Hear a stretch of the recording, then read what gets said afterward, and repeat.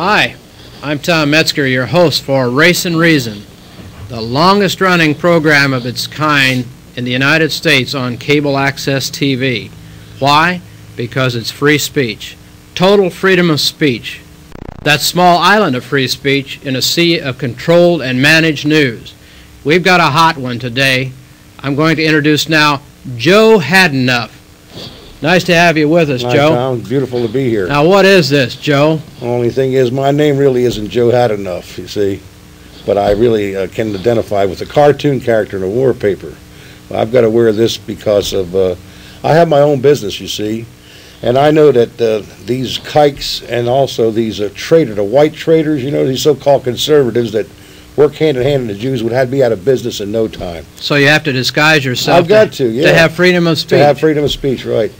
And to be able to survive. Now, you're also, you told me, your main purpose to come here is that you're an angry Korean War veteran. You damn right I am, absolutely. Well, let's start out. Now, what happened to you? That's quite a long time ago. People talk about the Vietnam War, but you don't hear much about Korea. Tell me personally what your tragedy was in Korea, or before. Well, actually, Tom, the tragedy started prior to going to Korea.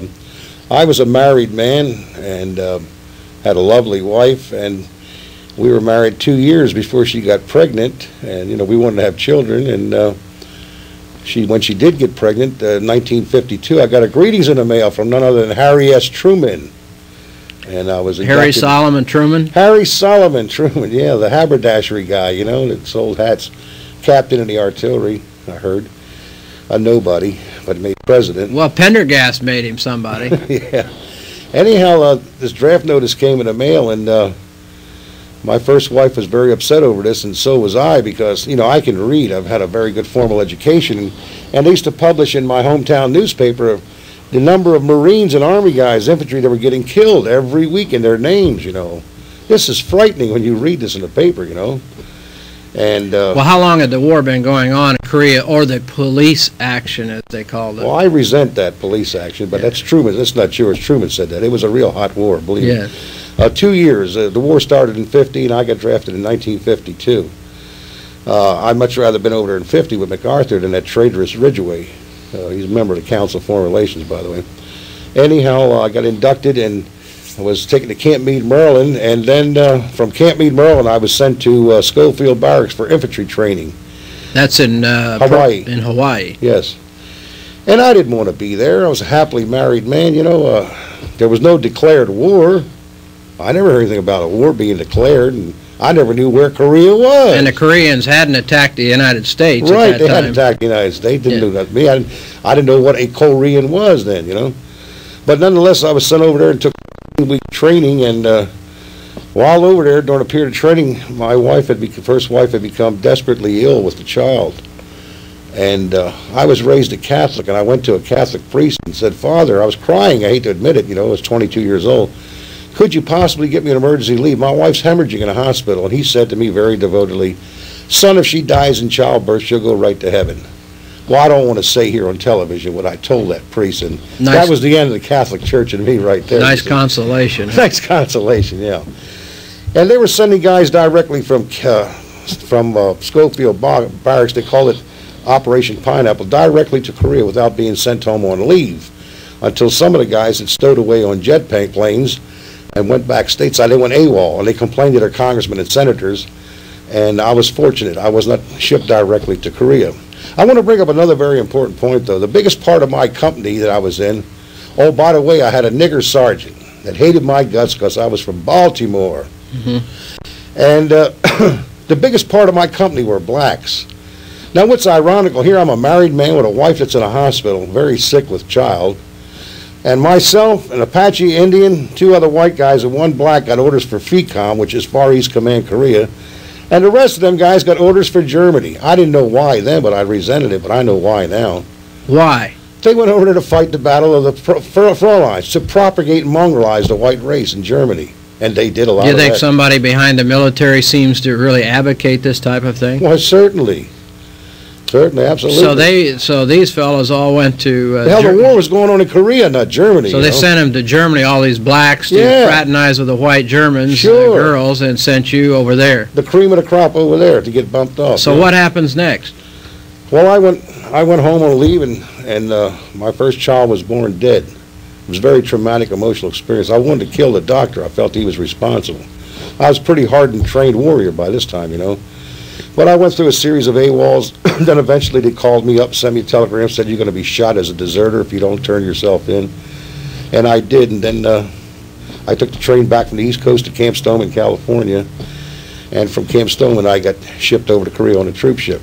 I want to bring up something very important here. While I was in Camp Stoneman prior to being shipped over to Korea, I met a fellow there. And of all people, he was the nephew of Anna and Julius Rosenberg, the spies that gave away the atomic secrets. Yes. The nephew of these people, of these vulturous Was he going Jews. to Korea? Yeah, he's going to Korea. And when he told me that, I was shocked who he was. And, you know, it's ironic. When we got on the troop ship, he said, please break my arm, break my leg.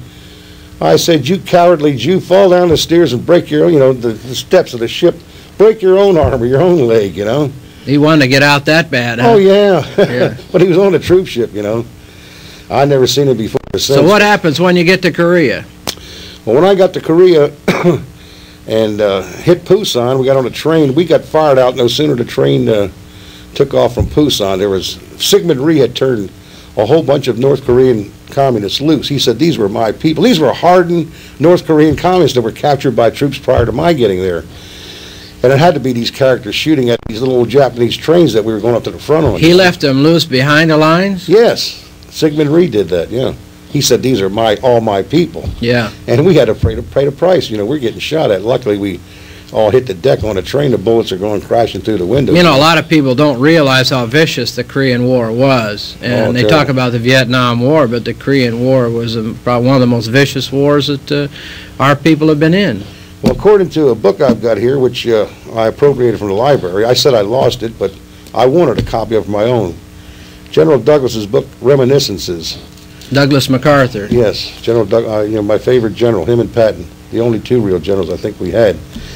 He states in this book that in no war the United States ever fought have troops, ground troops, ever fought greater enemy odds than the Korean War. This comes from the mouth of General Douglas MacArthur. Now, you maintain we were sold out in Korea. What happened? Well, I didn't know it at the time when I went over there, but after I returned, you know, I did a lot of reading after a period of time. But we're kind of jumping around here. Anyhow, I was supposed to go to the 27th Wolfhound Regiment, and a chaplain came up to me and said, gee, son, you know, you Richard or Joe or whatever when he called me, I forget. And anyhow, he says, your wife lost that child, and I know she must be have tremendous traumatic feelings about you perhaps going up and getting killed. How about if I reassign you from this infantry regiment, which has a high kill rate, the 27th Wolfhound, into a temporary duty in a rear echelon outfit? And I said, I'd love that, chaplain. And he did, you know.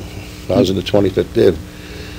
So for a while, I didn't get to go to the lines until I got some trouble in the rear. I couldn't get along with those guys. They were trained in the quartermaster thing, and I was trained infantry.